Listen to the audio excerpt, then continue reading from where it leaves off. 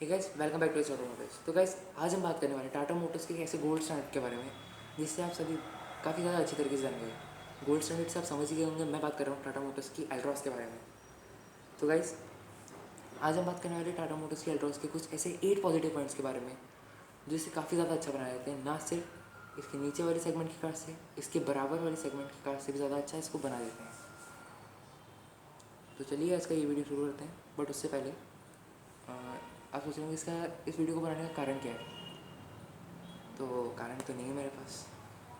आप सोच रहे हैं कि मैंने ये मास्क क्यों लगा रखा वहाँ पर अपनी इस वीडियो में। तो इसका रीज़न कुछ इस तरीके से है कि अभी मैं अपना फेस पूरी तरह से रिवील करना नहीं चाहता हूँ।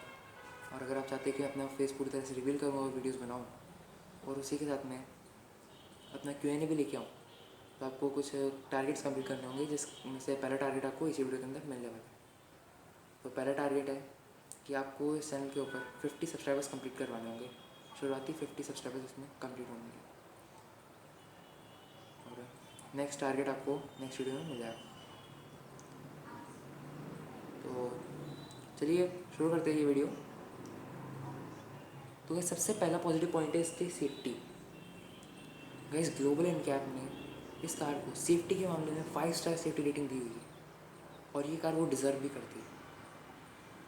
और चाइल्ड सेफ्टी ऑक्यूपेंट्स के मामले में इस कार को 3 स्टार सेफ्टी रेटिंग मिली हुई है।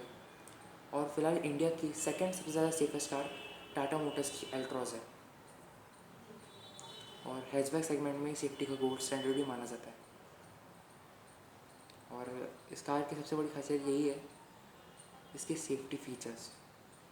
नॉर्मल सेफ्टी फीचर्स जैसे कि anti lock braking system, electronic brake distribution, dual front air bag, seat belt protection with force limiter, seat belt reminder, isofix style seat और कॉर्नर स्टेबिलिटी कंट्रोल जैसे safety features होने के साथ में इस car ने काफ़ी ज़्यादा बढ़िया परफॉर्म किया हुआ है और वो भी हैचबैक सेगमेंट के अंदर। चलिए बात करते हैं इसके सेकंड पॉजिटिव पॉइंट के बारे में।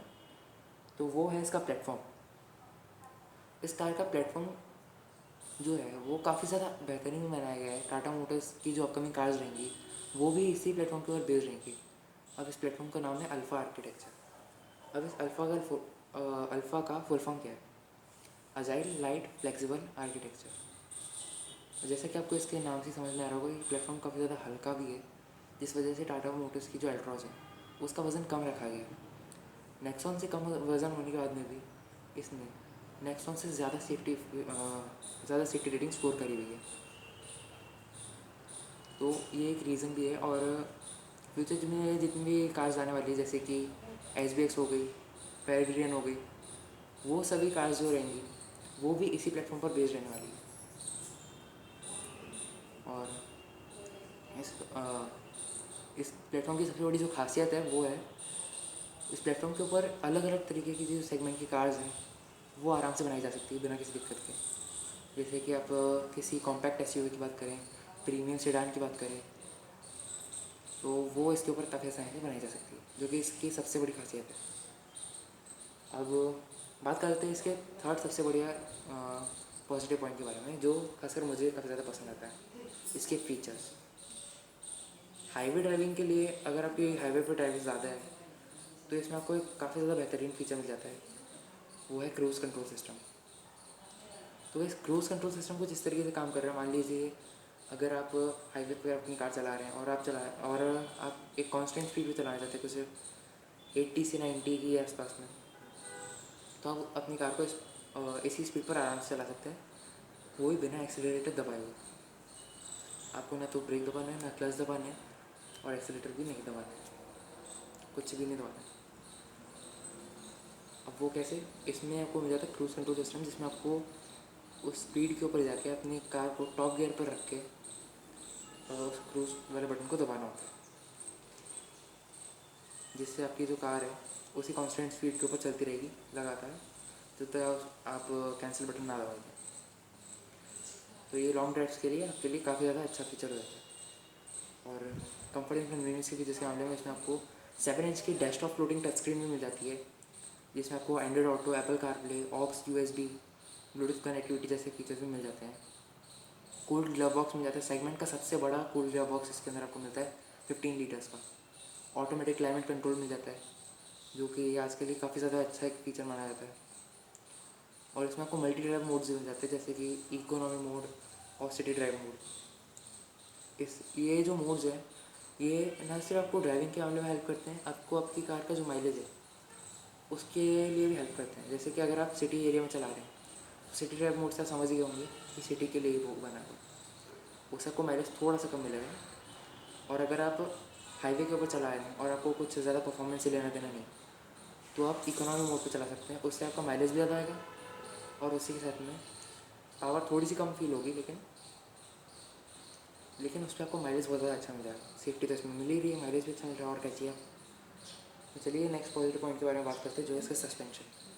गाइस, इंडिया के इंजीनियर्स के अकॉर्डिंग जो इसका सस्पेंशन बनाया गया है इंडिया की रोड्स को समझते हुए, वो सच में काबिल तारीफ़ है। और उसका रीज़न कुछ इस तरीके से, एक बार आप इस कार में फ्रंट और रियर सीट से ज़रूर बैठ के देखिए। इसका जो सस्पेंशन वगैरह आपको लगेगा काफ़ी ज़्यादा आरामदायक लगेगा, और आपको इसमें झटके वगैरह फील नहीं होंगे बिल्कुल भी। अगर किसी ब्रेकर वगैरह के ऊपर से आपकी कार निकलती है तो आपको बिल्कुल फील नहीं होगा। नेक्स्ट फीचर के बारे में, नेक्स्ट पॉजिटिव पॉइंट के बारे में बात करते हैं, तो वो है स्पेस। आपको इसमें सबसे पहले बात करते हैं बूट स्पेस के बारे में, तो आपको काफ़ी ज़्यादा अच्छी बूट स्पेस मिलती है 345 लीटर्स की, जो कि काफ़ी ज़्यादा अच्छी बूट स्पेस है एक हैचबैक के हिसाब से। और इसमें आपको जो रियर सीट्स हैं उसके ऊपर भी काफ़ी ज़्यादा अच्छी स्पेस मिल जाती है। जो एक मिडल सीट होती है उसके ऊपर एक अजीब तरीके का, थोड़ा आपने देखा होगा, ऐसा बम सा निकला होता है बिल्कुल ही, जिसमें बीच वाला जो पैसेंजर होता है उसको काफ़ी ज़्यादा दिक्कत होती है बीच में बैठने के लिए। लेकिन टाटा एल्ट्रॉज में उसको बिल्कुल फ्लैट रखा गया है, ताकि जो फ्लोर जो है उसका बिल्कुल एकदम फ्लैट रखा गया है, ताकि जो तीसरा बंदा है जो बीच में बैठा हुआ है वो काफ़ी ज़्यादा आसानी से बैठ सके। और उसी के साथ साथ अगर आप इसकी फ्रंट में स्पेस देखते हैं तो वहाँ पर आपको लेग रूम भी अच्छी खासी मिल जाती है। हेड रूम तो वैसे सही साइड मिल ही रहा है, और एक प्रीमियम हैचबैक होने का सबसे बड़ा फ़ायदा ही होता है कि इसके डायमेंशंस थोड़ी सी ज़्यादा रखे जाते हैं, जिससे आपको काफ़ी ज़्यादा स्पेस मिल जाती है। और इंजन हुड तो इसमें आपको थोड़ा सा छोटा मिलता है, ताकि, और इसका सबसे बड़ा फ़ायदा यही है आपको कार के अंदर सबसे ज़्यादा स्पेस मिल जाती है। अब नेक्स्ट पॉजिटिव पॉइंट है इसका डीजल इंजन। गाइस, इंडिया की फ़िलहाल सबसे ज़्यादा अच्छी डीजल हैचबैक यही चल रही है BS6 इमिशन नॉर्म्स के हिसाब से। बाकी सेगमेंट की अगर कोई दूसरी कार्स हैं तो उनके अंदर या तो डीजल इंजन नहीं आता, और आ भी रहा है तो बहुत ज़्यादा कम पावरफुल है, कोई ज़्यादा ऐसा खास है नहीं। बट टाटा मोटर्स की एल्ट्रॉस के अंदर आपको मिलता है नेक्सॉन वाले 1.5 लीटर रिवोल्ट्रॉप डीजल इंजन, जो कि जनरेट करता है 90 PS की पावर और 200 Nm के टॉर्क। ये काफ़ी ज़्यादा एक अच्छा इंजन है, इसमें आपको काफ़ी ज़्यादा अच्छी पावर भी मिल जाती है। कभी आप इसको चला के देखिए, आपको पेट्रोल इंजन से ज़्यादा पावर फील होगी, बट रियलिटी ये है कि टाटा मोटर्स की पेट्रोल इंजन वाली जो कार्स होती है उनको लोग अंडर पावर बोलते हैं, बट बिकती सबसे ज़्यादा वही है, डीजल कम बिकती। लेकिन अगर आप डीजल इंजन चलाने के शौकीन हैं तो ये कार आपके लिए बहुत ज़्यादा बढ़िया रहेगी, आप इसे जाके ज़रूर ट्राई कर सकते हैं। और इसकी परफॉर्मेंस काफ़ी ज़्यादा अच्छी है। इसका जो टर्बो चार्जर है वो सिर्फ 1250 RPM के नीचे ही स्टार्ट हो जाता है, और काफ़ी ज़्यादा अच्छी परफॉर्मेंस में आपको मिल जाती है, जो कि सिटी एरिया के हिसाब से काफ़ी अच्छी है। और इसका जो डीजल माइलेज है, डीजल इंजन में मिलने वाला माइलेज, वो है इसका next positive point. 7th positive point है इसका। तो इसमें आपको 25 kmph तक का माइलेज मिल जाता है आराम से, बट रियल लाइफ में अगर आप इसको चलाते हैं हाईवे के ऊपर तो MID में तो आपको 30 तक दिखा देगा आराम से, बट रियल लाइफ में वो कुछ ऐसी देगी होगी 24 23, ऑलमोस्ट कुछ ऐसी देगी। मतलब एवरेज आपको 20 तो निकाल के दे सकते, लेकिन अगर आप सिटी एरिया के हिसाब से चला रहे हैं तब भी आपको 18 तो मिल ही जाएगा आराम से। 18 से नीचे शायद ही नहीं, रैश ड्राइवर्स भी 17 से ज़्यादा नीचे नहीं निकल पाएंगे, इसमें सीधी बात है। और एक लास्ट पॉजिटिव पॉइंट जो इसके प्राइजेस, इसके प्राइजेस टाटा मोटर्स ने कुछ इस तरीके से रखे हुए हैं जो ना सिर्फ दूसरे कार बायर्स हैं जो एक नॉर्मल हैचबैक लेने की सोचते हैं, उनके लिए भी कार काफ़ी ज़्यादा बढ़िया रहेगी। अगर वो ये कार लेना चाहें तो आराम से ले सकते हैं, उनको कोई दिक्कत नहीं होगी इस कार को लेने में, क्योंकि इसके प्राइजेस काफ़ी ज़्यादा कम रखे गए हैं और फीचर्स तो इसमें भर भर के दिए हुए हैं हर वेरिएंट के हिसाब से। फीचर्स के मामले में आपको जैसे कि मैंने आपको शायद बता दिया होगा, फ्लैट बॉटम स्टीयरिंग व्हील भी मिल जाता है इसमें, आपको बूट लैम्प मिल जाता है, एम्बिएंट लाइटिंग मिल जाती है, LED रूफ लैम्प मिल जाता है, काफ़ी सारे safety features comfort and convenience के फीचर्स इसमें आपको मिल जाते हैं। और ये एक वैल्यू फॉर मनी पैकेज है। अगर आप मार्केट में जाते हैं तो इसमें आपको बहुत ज़्यादा फीचर्स मिल जाते हैं, और फीचर्स के मामले में भी काफ़ी ज़्यादा बढ़िया है ये गाड़ी, जैसे कि आपने देख लिया होगा। और प्राइस है इसके कुछ इस तरीके से रखे गए जिसमें कॉम्पैक्ट हैचबैक जो आती है उसके प्राइजेज इनमें शुरू हो जाती है गाड़ी, और एक कॉम्पैक्ट एसयूवी के प्राइजेस तक ये इसके प्राइजेस पहुंच जाते हैं, जैसे कि आपने बलेनो i20 के प्राइजेस भी देखे होंगे। तो अगर अभी आप इस कार को लेना चाहते हैं तो ये इसके कुछ पॉजिटिव पॉइंट है जिनके थ्रू आप इस कार को आराम से खरीद सकते हैं।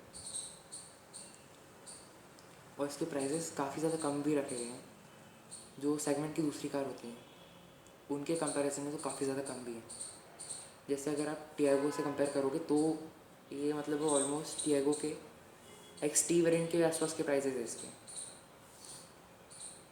और अगर आप स्विफ्ट से कंपेयर करते हैं तो फिर जहाँ पर आपको स्विफ्ट का LXi वेरिएंट मिलता है वहाँ पर इसको XM वेरिएंट आपका शायद मिल जाता है, या फिर आपको डीजल वेरिएंट में मिल जाता है इसके अंदर, इतने से तो।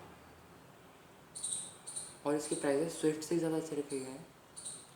मतलब टाटा मोटर्स ने इसके प्राइसेस के साथ कुछ इस तरीके का काम किया हुआ है, जिससे कि अगर आप नोटिस कर रहे हैं, सीधी बात मेरी सिटी के हिसाब से तो इसके एक शोरूम प्राइजेस 5.40 लाख से शुरू होकर 9.75 लाख रुपीज़ तक पहुंच जाते हैं, और ऑन रोड आपको 10 लाख रुपीज़ तक की मिल जाती है मेरी सिटी के हिसाब से तो। और इसके जो फीचर वगैरह है वो, और उसके लिए इतना प्राइस देना तो सीधी बात बनती है। और ये हैचबैक सेगमेंट कोई नहीं, काफ़ी जो दूसरी सेगमेंट की कार्स होती है उनको भी ज़्यादा काफ़ी ज़्यादा तगड़ी टक्कर दे लेती है, तो ये डिज़र्व करती है इतने प्राइसेस में आना तो इस फिलहाल के लिए इस वीडियो में बस इतना ही। उम्मीद करता हूँ आपको ये वीडियो पसंद आया होगा। अगर पसंद आया तो इस वीडियो को भी लाइक कर दीजिए और टारगेट को भी कंप्लीट करवा दीजिए। तो मैं तो आपसे अगली वीडियो में, तब तक के लिए थैंक्स फॉर वॉचिंग, बाय।